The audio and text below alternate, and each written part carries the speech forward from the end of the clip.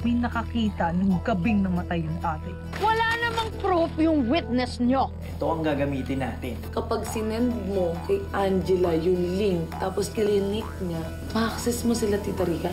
So, ibig sabihin, makakuha na tayo ng ebidensya.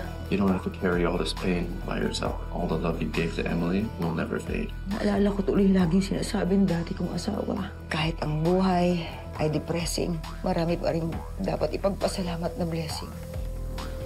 Claire, if there are any guest concerns, staff complaints, staff issue, plumbing problems, or whatever the hell the problem is, just don't let Mom know, okay? Please. Yes, sir. All right. Okay, make sure she eats. She hasn't eaten anything yet. I'll check up on her. No, thank you.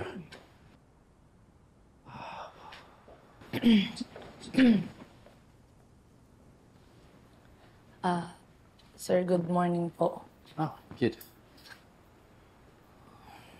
Sir, magpapaalam po sana ako sa inyo. Baka po pwede akong umabsent. Kasi may gusto lang po sana akong malaman. May Is there a problema po problem? ba? Ikaw, you first. Maybe I can help. Hindi na ho, sir. Kasi kanina, narinig ko rin po kayo ni Miss Clara na pinag-uusapan niyo na may pinagdadaanan din po si Miss May. Ayoko na po makadagdag po sa isipin niyo. You know, as your boss, I can allow you to go take this leave. Maybe it'll help with your problem. But as your friend, I won't let you do it alone. Sir, salamat po pero wag na po. Kaya ko naman na po to eh. No, you can... Come on, tell me.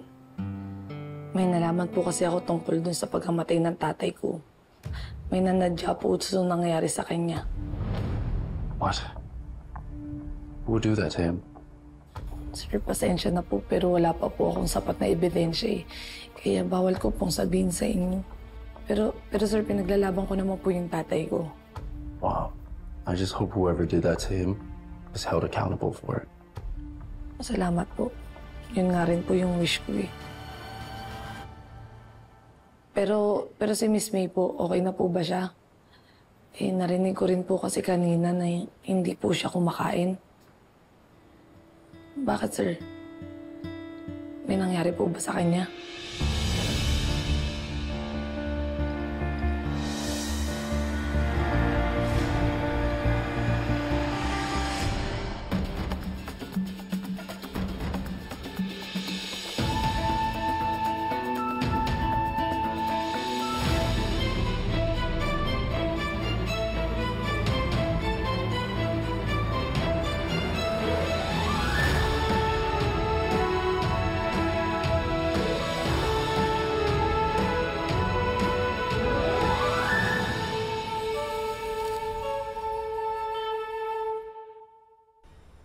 Thank you.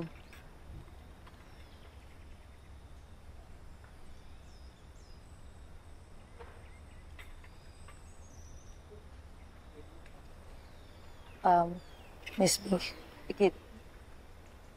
Pasensya na po kayo Pinilit ko lang po talaga si Sir Matthew na sabihin po sa akin kung ano po yung nangyari po sa inyo. Kaya po ako nandito. Gusto ko po sanang makiramay. Ika, maupo ka. Baka po may magawa po ako para po mapagaan ko yung loob niyo. Sapat na sa akin to, Ikit. Siguro nga may dahilan kung bakit tayo nagkakilala.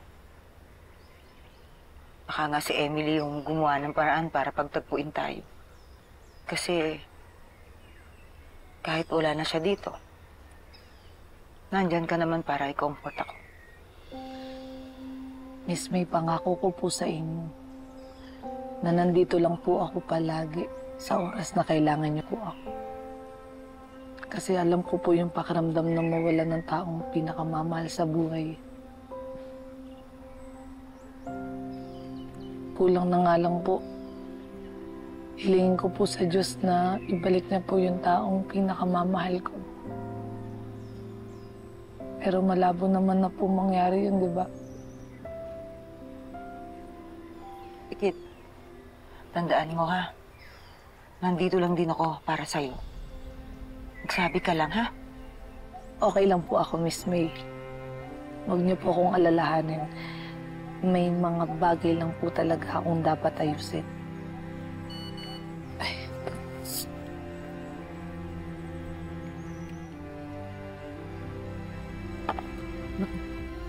Okay lang ako. Sige, asikasuhin mo muna yan. Unahin mo na yan.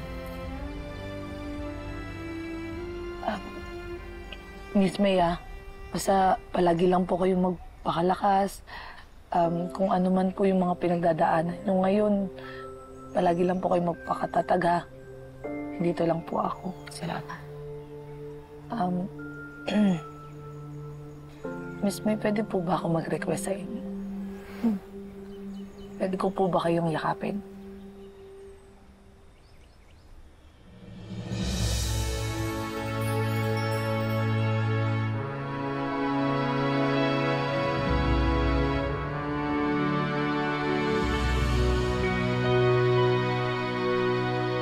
Sige, Miss May, una na po ako, ha? Bye-bye po. Ay, Miss May, pwede ko pong i-share sa inyo yung palaging nire-remind sa akin ng tatay ko. Kahit ang buhay ay depressing, marami pa rin dapat ipagpasalamat na blessing. Yun lang po. Smile na po kayo.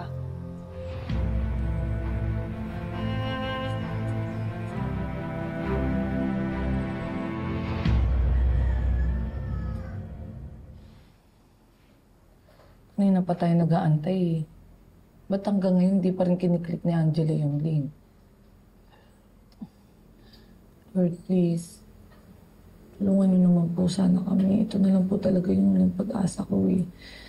Para po mabigyan ko ng hustisya si tatay, Lord. Please, mamakaawa ako. Wisit na gani yun? Ang tagal na patay pero binibigyan pa rin ako ng problema. Hindi ko na alam ang gagawin ko. I'm in deep trouble.